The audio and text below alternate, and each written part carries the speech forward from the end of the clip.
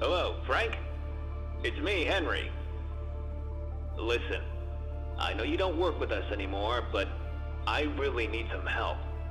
And I wasn't sure who else to call. We're supposed to test some prototypes for a client. But you know how things are at MCM these days. We're overloaded with projects. If you're available, could you come to Fredbear's? The testing will take place there. I'll make sure they leave the front door open for you. Once you get there, give me a call. There should be a phone in the storage room. Oh, and before you ask, yes, I'll make sure you'll be paid handsomely for this. All right, Frank, I'll be waiting for you.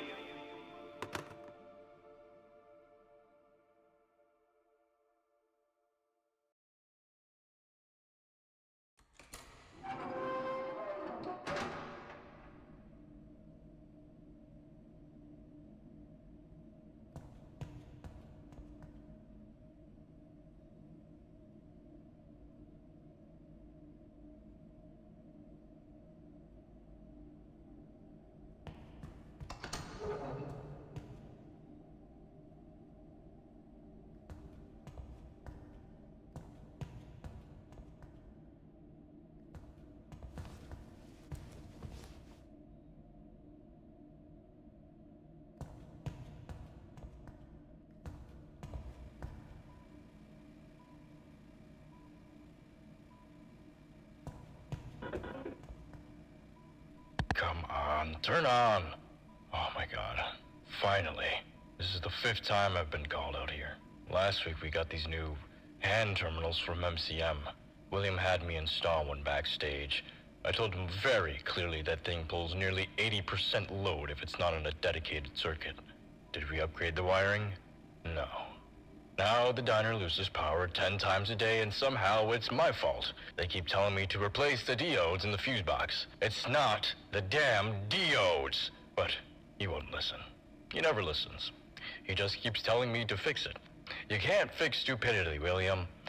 It's failing the exact same way it's supposed to. Yeah, that's it. And log.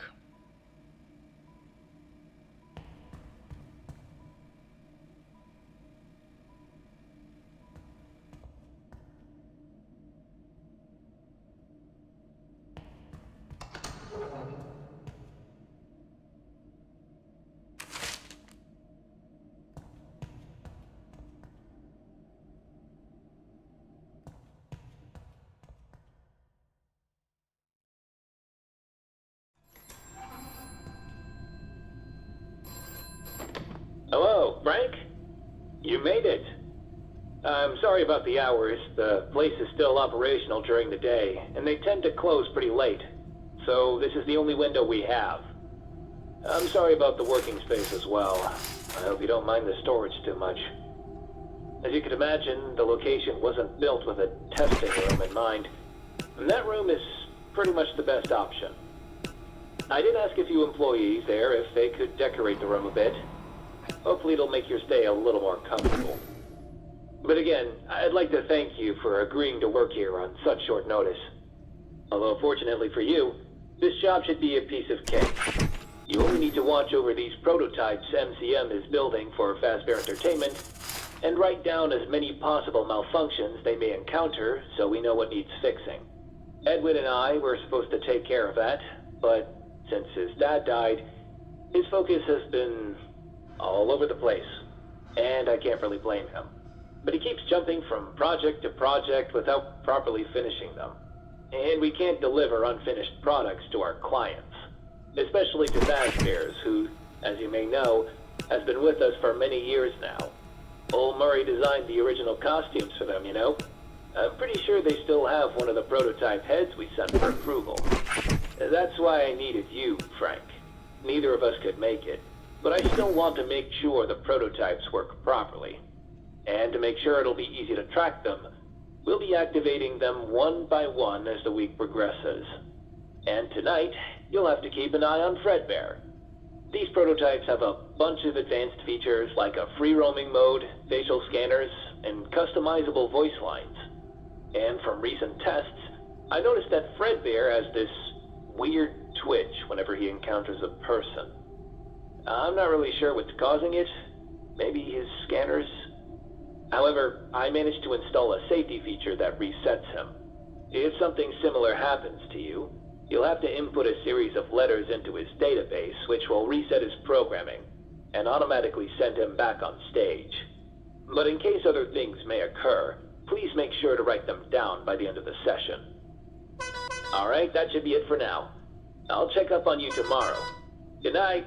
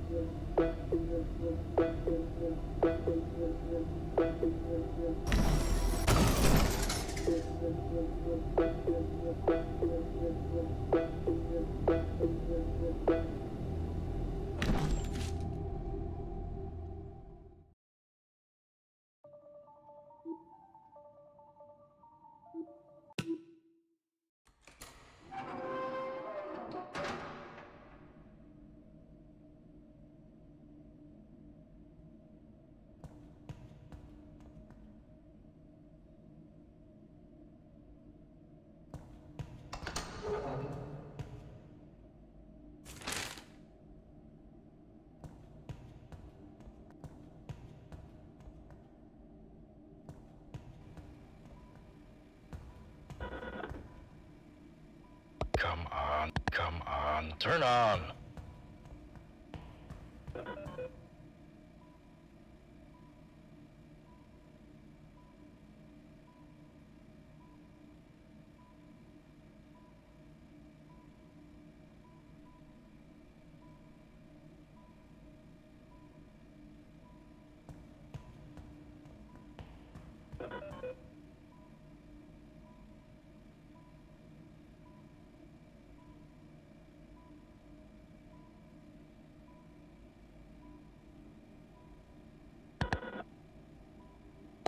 Hello? Is this thing on? Finally! I need to get this on record, because if I don't, I'm going to lose my mind. I've had to clean out the fridge in the kitchen again. This is the 5th time this week. The 5th! Isn't this supposed to be the janitor's responsibility, or maintenance, or literally anyone who isn't the head chef? Because last I checked, I was hired to cook food. Yet here I am wondering how this place is still legally allowed to operate. And the fridge? Oh my god, the fridge. I don't even know where they dug this thing up, but it's like it was designed to ruin food. Milk spoils in 2 days, it's not even refrigeration, it's practically accelerated decomposition. I swear it'd be safer leaving the food out on the counter.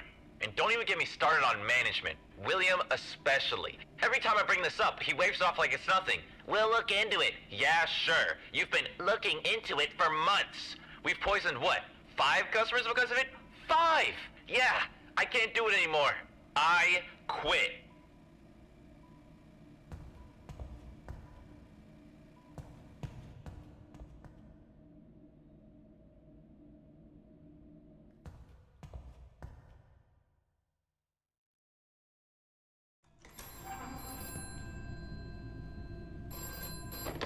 Hey, Frank. I hope everything went well last night, and that Fredbear didn't give you too much trouble. Tonight he'll be joined by his partner, Bonnie the Yellow Rabbit, Mr. Afton's favorite. You know, the CEO of Fredbear's? He's currently the best businessman in Utah. The guy's quite a master of his craft, and never seen a more persuasive man in my life. No wonder he's on top. He visited the factory today to see a booth prototype I've been working on. The models you're watching are a part of a new chain of restaurants he plans to open soon. He also wants Fazbear Entertainment to be part of Fall Fest this year. Knowing how many attend the event, he called it an ideal marketing opportunity. And since Edwin is locked in his office working on something, I suppose, I'm in charge of this project as well. Afton approved the layout, but he wasn't entirely sold on the design. So Fiona's been working all evening on a few new concepts. Hopefully we can send them out by midnight. Oh, look at me. I've been rambling so much I forgot what I was talking about. Which was... right. Bonnie. Listen, this one has a very specific feature. It can be lured by sound. There's a specific audio signal that does the job, but right now, in his current state, his audio receptors seem to respond to any kind of noise. So try to keep it quiet where you're stationed, just in case. And to make sure he won't end up in your room, you can delay his movement using an audio frequency directly from your security device. However, only a few rooms have the speaker installed. So be sure to keep an eye on him before he strays too close. Okay, that should be everything. Don't forget to write down any malfunctions you notice. Good night, Frank.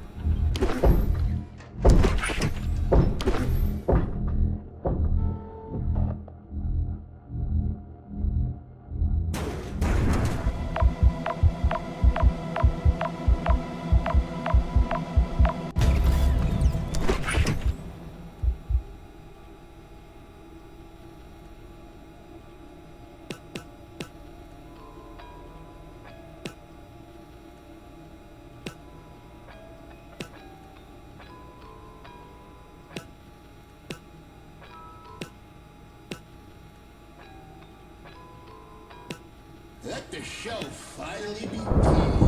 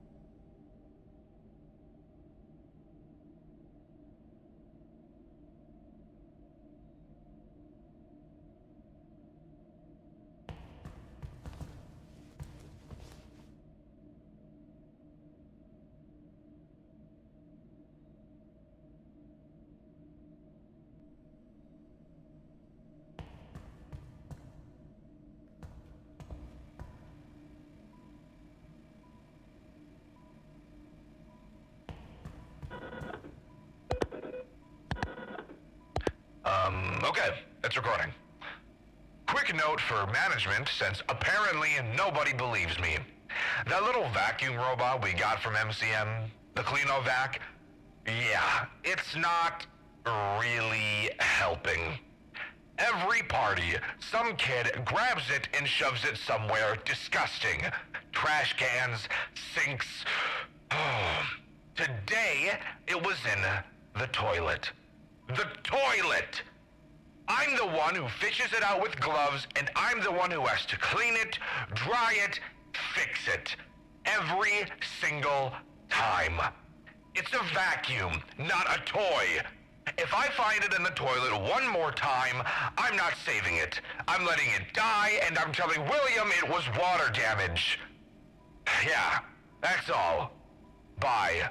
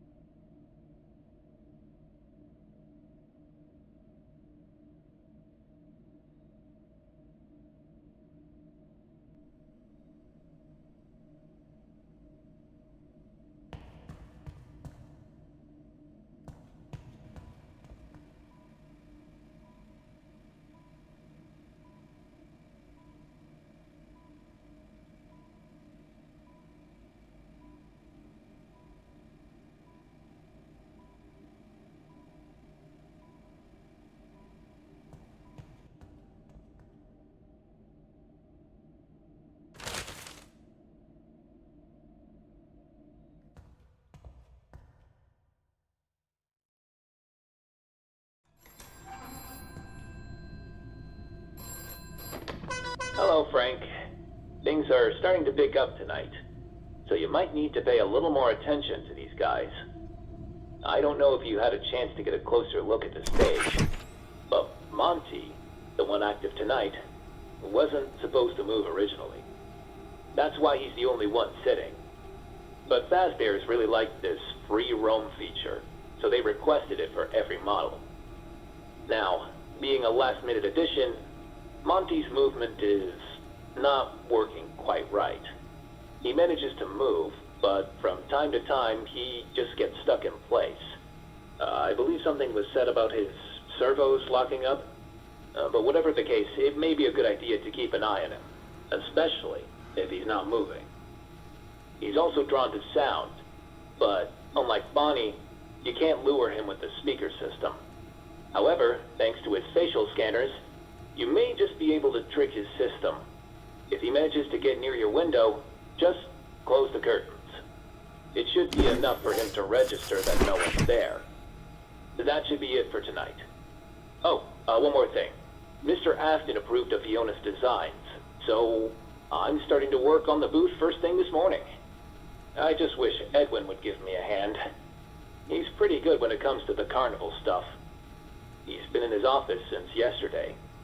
I tried to talk to him, but he didn't even open the door.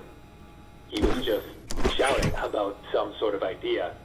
Something apparently even bigger than the Cleanovac. So now that I think about it, he acted that very same way when working on that project. And we know how that turned out. There was not a single person in Utah to not have that cleaning bot. Maybe he really is onto something. Yeah. Oh, but anyways, see you tomorrow, Frank.